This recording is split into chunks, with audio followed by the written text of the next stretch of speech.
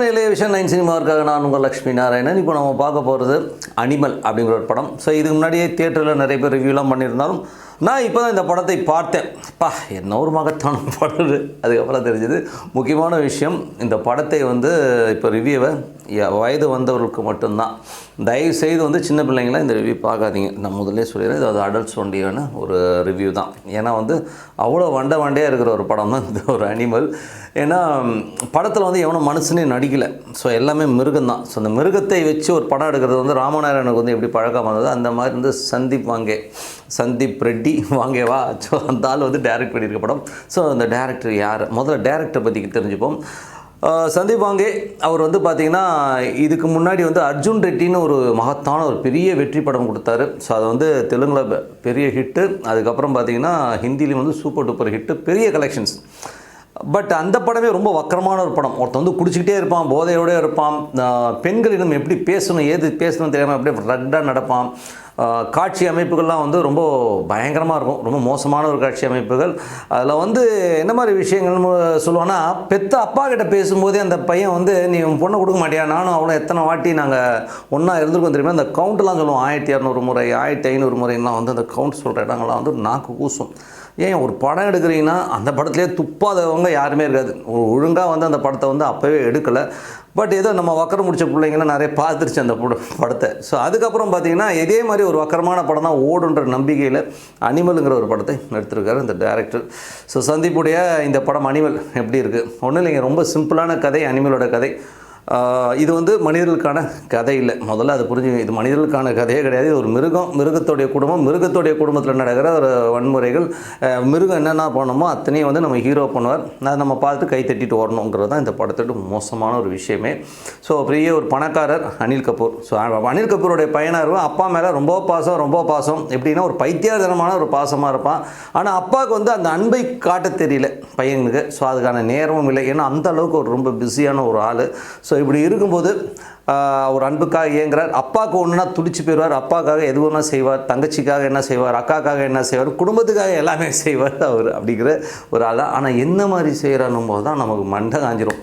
இவர் என்னென்ன பண்ணுவார்னா, ஃபஸ்ட்டு இன்ட்ரோ ஷாட்லேயே பார்த்தீங்கன்னா இவர் உள்ளே ஃப்ரெண்டோட ஒரு மீட் பண்ணுற ஒரு காட்சி, இன்ட்ரோடக்ஷன் காட்சி. அதுலேயே பார்த்தீங்கன்னா ஒரு பொண்ணை பார்க்குறே, நீ ஸ்கூல் டேஸ் பொண்ணில் அப்படின்னு சொல்லிட்டு ஆல்ஃபா கில்ஃபான் கதையை விட்டு அந்த பொண்ணை மைண்டை மாற்றி 2 நாளில் கல்யாணம் இருக்கிற பொண்ணை தூக்கின்னு வந்துடுறது. ஸோ இந்த மாதிரியான விஷயங்கள்லாம் மக்களுக்கு ரொம்ப பிடிக்குன்றனால அதை டேரக்ட் வச்சுருக்கார். ஸோ இது ஒரு காமெடி. அதுக்கு அவர் சொன்ன காரணம் இருக்குது பாருங்கள், ரொம்ப அபத்தமான காரணம். நீ உன்னுடைய இடுப்பு சைஸ்லாம் ரொம்ப அப்படியே ஒரு மாதிரியாக இருக்க. ஸோ அவன் அந்த பொண்ணுக்கு நானும் குண்டாயிட்டானு கேட்கும். இல்லை நீ குழந்தை பெற்றுக்கிறதுக்கான பக்குவம் உனக்கு வந்துருச்சுன்னு சொல்கிற ஒரு இடம் இருக்குது பாருங்க, கொடுமை. அதாவது அவ்வளோ வக்கரமாக அந்த காட்சியை சித்தரிச்சிருப்பார் டைரக்டர். ஸோ அது ஹீரோயின் இன்ட்ரோடக்ஷனே இந்த ஒரு கோலத்தில் போகும். அப்படி இருக்கும்போது அந்த பொண்ணு எனக்காக வருவா பாரு அப்படின்னு வேறு சேலஞ்சு வேறு இல்லை. ஸோ இந்த மாதிரி ஒரு கொடுமை இல்லைடா, அவனுக்கும் வேற ஒருத்தன் கல்யாணம் பண்ணிடுவோன்னா அதெல்லாம் இல்லை, எனக்காக வருவா அப்படின்னு சொல்கிறதோ. அதுக்கப்புறம் அப்பாவுக்கும் மகனுக்குமே நிறைய கான்ட்ரவர்சிஸ். அதுக்கப்புறம் அக்கா புருஷன் இவருக்கும் கான்ட்ரவர்சி. அக்கா புருஷன் சிஎம் கொண்டாந்து இன்ட்ரடியூஸ் பண்ணும்போதே அவனால் நான் பார்க்க மாட்டேன் போடா அப்படின்னு சொல்கிற ஒரு கேரக்டர். ஏன்னா இவர் அனிமல் ஆச்சே, இவர் மனுஷனே கிடையாது, சிஎம் ஆகுது ஹேர் ஆகுதுன்னு சொல்கிற ஒரு கேரக்டர். ஸோ அந்த மாதிரி ஒரு ஆள். ஸோ நான் அதை அந்த சொல்லும்போது அவனை குரங்குன்னு சொல்லி திட்டிடுவான். ஸோ இது ஒரு பெரிய பஞ்சாயத்து. அவன் அப்பா முன்னாடி அப்பா சாரி கேளுங்க, இவர் கேட்க மாட்டேன்னுவார். ஸோ இந்த மாதிரி டமால்னு பல சந்தர்ப்பங்கள் பல விஷயங்கள் நடக்கும். அப்பாவுக்கும் இவருக்குமே முட்டிக்கும் மோதிக்கும். அதுக்கப்புறம் பார்த்தா அடுத்த சீன் பார்த்தா பொண்ணோட நிற்பார், நான் இந்த பொண்ணை தான் கல்யாணம் பண்ணிக்கிறேன்னு. அப்பா அப்படியே திரு முழிப்பார். அதுக்கப்புறம் பார்த்தா ஃப்ளைட்டு, ஒரு தனி ஃப்ளைட்டில் ஒரு ஆட்டோ பைலட் மோடில் ஹீரோயினும் அப்படியே ஜெல்ஸாவாக போவாங்க. இது ஒரு காட்சி அமைச்சிருக்காங்க.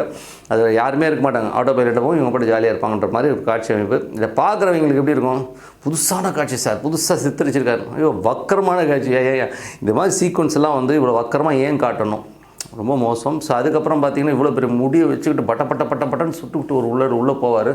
எதுக்கடா போகிறான்னு பார்த்தா ஒரு ஆள் இருப்பான், அவனை போட்டு மென்னியை நெரிச்சு கொண்டு வர யாருன்னா அவங்க அக்கா புருஷனே காலி பண்ணிடுறான். எதுக்கு காலி பண்ணான்னு தெரியாது, அக்கா புருஷனை காலி பண்ணிடுறான்.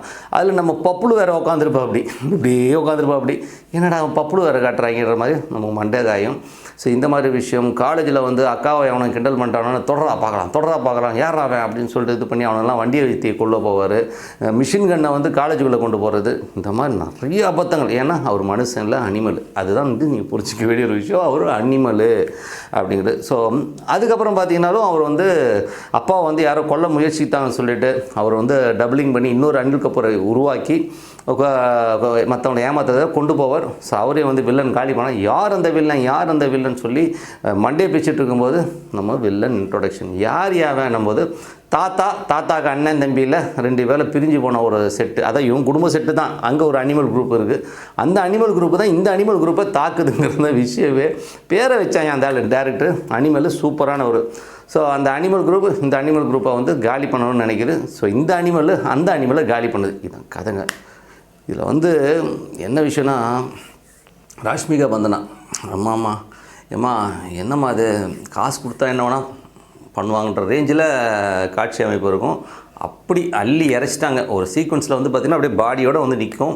அதில் வந்து பாடியோடு அவ்வளோ பெரிய ஸ்க்ரீனில் பார்க்குறவனுக்கு எப்படி இருக்குன்னு யோசிச்சு பாருங்க.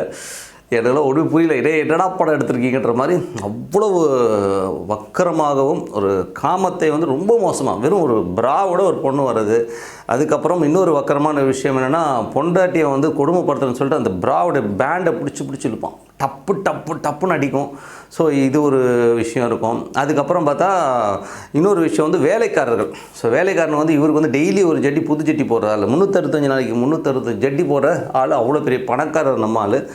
ஸோ அந்த ஆளுக்கு ஒருத்தன் ஏதோ ஜட்டியை வந்து இல்லை நீ டிட்டர்ஜெண்ட்டை துவைச்சிட்ட, எனக்கு ரேஷஸ் வந்துச்சு, நீ போய் இந்த ஜட்டியை போட்டு வாடான்னு சொல்லி அந்த வேலைக்காரன் அனுப்புவான். அவன் போட்டு வந்து எரியுதுன்னுவான். அப்புறம் பார்த்தா ஏன்டா கீழெல்லாம் சேவ் பண்ணிட்டியாடா, இயற்கையாக மண்டையில் தான் உனக்கு முடியலன்னா கீழே ஏன்டா எடுத்தேன்னு சொல்லிட்டு பேசுகிற மொழிகள் நான் இந்த வாயில் சொல்கிறதுக்கு அவ்வளோ கஷ்டமாக இருக்குது. ஆனால் அவங்க ஏன் இந்த டைலாக்காக வச்சுருக்காங்க, இவ்வளோ கோரமான ஒரு விஷயம், இவ்வளோ ஒரு மோசமான ஒரு படத்தை எப்படி சென்சாரில் விட்டாங்க. சென்சாரில் உட்காந்துருக்கோம்லாம் என்ன பண்ணுறாங்க, ஏதாவது சைடில் தான் வாங்கிட்டு விட்டானுங்களாங்கிற அளவுக்கு நமக்கு சந்தேகம் வந்துடுது. ஏன்னா இவ்வளோ வல்கரான படம் தேவையா? இதில் வந்து கொடுமை என்னென்னா, இது வந்து 900 கோடி.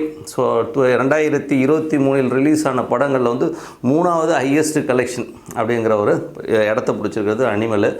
ஸோ அம்மா இதில் வந்து பார்த்திங்கன்னா நம்மால் வாழ்ந்திருக்கார் மனுஷன், ரன்பீர் கபூர் வாழ்ந்திருக்காரு. அப்படி ஒரு வாழ்க்கை சரியா அப்படியே மிருகமாகி வெளியில் வரும்போது எவனையும் அடிச்சிக்காமல் கடிச்சிக்காமல் இருக்கணுங்கிறது தான் வந்து கொடுமையான விஷயம். இதில் வந்து பார்த்திங்கன்னா பாபி தியோல் அவர் தான் வில்லன். அவர் வேறு லெவல். அவரும் பார்த்திங்கன்னா அவர் இன்ட்ரோடக்ஷன் காட்சி பார்த்தா அந்த சாங்கோட இன்ட்ரோடக்ஷன் ஆகிற திடீர்னு பார்த்தா அண்ணனை கொண்டுட்டான், அப்புறம் சொரன்னு ஒருத்தனை கொள்கிறான். கொன்று அடுத்த நிமிஷமே இன்னொரு 3வது பொண்டாட்டியோட ஒரு சில விஷயங்கள் பண்ணுறாரு. காமத்தை இவ்வளோ கோரமாக ரத்தத்தோடு பார்த்தத ஒரு சீனாக வச்சுருப்பாங்க. ஏன்னா வில்லன் அவ்வளோ கோரமானவனா, முடியல சாமியே முடியல, எப்படா திருந்துவீங்க, சந்திப்பாங்க வந்து இந்த மாதிரி வன்முறை படங்கள். எப்படி அர்ஜுன் ரெட்டிங்கிற ஒரு குப்பை படத்தை வந்து காமத்தையே வச்சு எடுத்த ஒரு படம் அர்ஜுன் ரெட்டி. அதுக்கப்புறம் அனிமலுங்கிற படம் வச்சல எல்லாமே வக்கரம், டோட்டல் வக்கரமான ஒரு படத்தை வந்து இதெல்லாம் வந்து எப்படி வந்து அட்மிட் பண்ணுறாங்க எனக்கு ஒன்றும் புரியல. இந்தி ரசிகர்கள் இதை பார்த்து கை தட்டினானும் போது அவங்களுக்கெல்லாம் எந்த அளவுக்கு மூளை போயிருக்குன்றது பாருங்க. ஸோ கலியுகத்தை நோக்கி போகுது, எல்லாமே வக்கரமாக போகணுங்கிறதுக்கு இதெல்லாம் உண்மையான ஒரு ரீசன். ரொம்ப மோசமான ஒரு படம். இந்த படத்தை வந்து எனக்கு வந்து ஓடிடியிலே பார்க்கும்போது அவ்வளோ கோரமாக இருந்தது. அதுக்கப்புறம் ஃபஸ்ட்டு ஸ்டார்டிங்லேயே அது என்னது இது ஆகுனா அப்படின்வானுங்க, கீழே காட்டுவானுங்க. அப்படின்னா என்ன அர்த்தம் புரியலைங்க. இவ்வளோ கோரமாகவும் இவ்வளோ வல்கராகவும் இவ்வளோ மட்டமான ஒரு டேரக்டர் இவன் வந்து பேரன் பேத்தியா பொண்டாட்டி பிள்ளைங்களோட இந்த படம் பார்க்க முடியுமா? இதே டேரக்டர் வம்சா ஒரு தாத்தா பாட்டி ஆகிட்டு உட்காந்து இந்த படத்தை வந்து பேரனுக்கு பார்த்தா துப்பிட்டு போக மாட்டானுங்க. ஏன்டா டேய் இந்த மாதிரி ஒரு படத்தை டைரக்ட் பண்ணியிருக்கியே சந்தீப்பு, உனக்குலாம் அறிவு இருக்காடா, இந்த மாதிரி படம் பண்ணுவேன்றது கண்டிப்பாக துப்பிட்டு போகிற ஒரு படம் தான் இந்த படம். ஸோ இதெல்லாம் வந்து ரொம்ப ஒஸ்ட்டான படம். இந்த படம் கலெக்ட் பண்ணிச்சுன்னும் போதே நமக்கு பயமாக இருக்குது. ஸோ நம்ம நாடு எதை நோக்கி போகுதுங்கிறது வந்து நல்லா தெரியுதுங்க. ரொம்ப ஒஸ்ட்டான மூவி. தயவுசெய்து யாருமே பார்க்காதீங்க, ஏன்னா அவ்வளோ மோசம். கிட்டத்தட்ட லாஸ்ட் கிளைமேக்ஸில் வில்லன் கேட்பான், எங்கள் அப்பா விட்டுருன்னு சொல்லி நான் உன்னை உயிரோட விட்டுருணும் போது வில்லன்ஸ் நான் அப்படின்னுவார். அதாவது பச்சையாக திட்டணும் போல் இருக்குது. அவ்வளோ மோசமான ஒரு படம். நான் என் லைஃப்பில் வந்து அர்ஜுன் ரெட்டியே ரொம்ப முக்கியமான படம். ஏன்னா பொண்ணை பெற்றவங்க முன்னாடியே வந்து நான் 1230 வாட்டி வந்து உன் பொண்ணோட இருந்திருக்கேன்னு சொல்கிற ஒரு வல்கரான டைலாக் வச்சு இன்னும் பயங்கரமாக பண்ணிட்டேன் ஆய்வுன்னு சொன்ன ஒரு டைரக்டர் இங்கே வந்து ரொம்ப மோசம். அதாவது அவருடைய மனசு எவ்வளோ வக்கரமாக இருக்குங்கிறத வந்து இந்த படம் காட்டியிருக்கு. ரொம்ப ரொம்ப ஒஸ்ட்டான படம். நீங்கள் வந்து தயவுசெய்து யாரும் பார்க்காதீங்க. ஏன்னா வந்து குழந்தையோட பார்க்கவே அவ்வளோ வன்முறை அவ்வளோ வக்கரம் இருக்கிற ஒரு படம். இவனுக்கு ஃபேமிலிக்குள்ளே ஒரு அனிமல் ஃபேமிலியை பற்றின படம் தானே வழிய இது நம்ம மனிதர்களுக்கு பார்க்க உகந்த படம் இல்லை. ஏதாச்சும் நாய் பன்னி சிங்கத்துக்கெல்லாம் அறிவு இருக்காது, அதை மட்டும் யார் வேணால் அடிச்சுக்கும் கொள்ளணும் இல்லையா, அந்த மாதிரி எடுத்துருக்க படம் தான். டைட்டில் மட்டும் கரெக்டாக வச்சுனா அனிமல். இந்த டைரக்டர் முதல்ல ஹியூமனாக அனிமலாக முதல்ல செக் பண்ணுங்கிறது சொல்லிவிட்டு உங்களிடம் விடைபெறுது உங்கள் லக்ஷ்மி நாராயணன். நன்றி, வணக்கம்.